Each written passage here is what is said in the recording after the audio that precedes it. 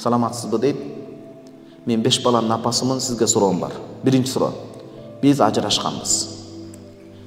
Сенин үй жайың жок деп балдарды менден алып койгон. Кандай бул аялга биз эркектер, жигиттер, мырзалар, мусулман эркек бир туугандар, братья мои дейинчи.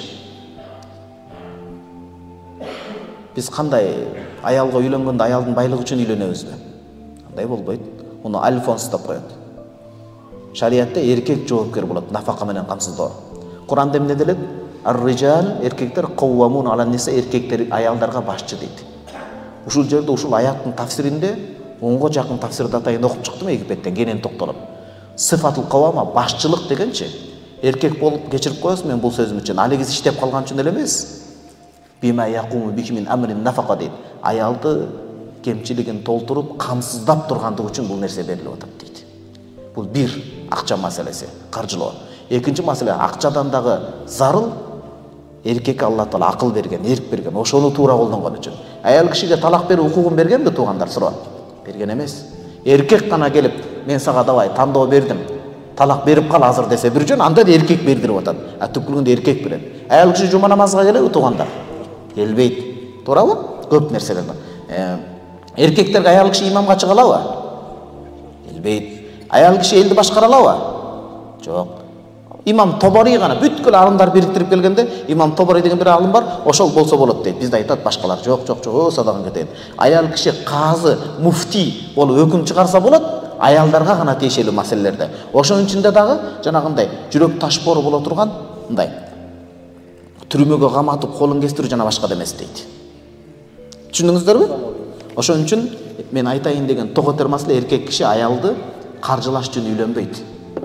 Эркектик максат өзгөрүп кетет бул жерде. Кандай болду? Экинчи, менин атымдан мамлекеттен жерди алыптыр. Менин жаштыгым, ден соолугум, балдарымды алып койду. Кайра нолдон башташ керек дейт. Иштетип, эшекче иштетип, эшекче деген сөзгө көңүл бурбайлы, мындайча айтканда, акыркы күчүн пайдаланып кой берип аткан кербези да бул. Кайра нолдон башташ. Жалгыз башым өтө кыйын болду дейт. Үй кылып, балдарым менен жашайм дегениме да 8 жыл өттү дейт. Көз таштап койгондойун айтам го биздин аялдар кыйын деп. 8 жыл дегенде бүт ордуна калыбына келтириптир. А балким бир эркек ошол 8 жыл учурунда оюн ойноп, танк ойноп. Мен кээ бир танк ойногон эркектерди көрүп жаман ачуум келет да, чоңойсо дагы дардайып. Оюндан баш чыкпай жүргөндүр да ал. Өзү баласым ал. Жер алдым, үй салдым, бирок бүтө элек. Балдарымды сагынып, катуу куса болом. Мени менен сүйлөштүрбөйт дейт. Акыр күндөрдө жашынып сүйлөшөбүз дейт балдар менен. Мен Москвада иштейм, намазды душевой кабина бар жерде подоконникке чыгып окуйм. Эч ким көрбөсүн деп жумушунда. Ушинтип окусам күнөө болбойбу дейт. Эркек адам ыйлабайт дейт, мындайда ыйлаган жокпуз, бирок көздөн жаш чыгып кетет экен да, кечиресиздер. Садагыңыз кетейин, эжеке колдон келишинче таза жерде окуш керек, анткени Куранда васия бака фатахир, кийимиңди таза карма дейт.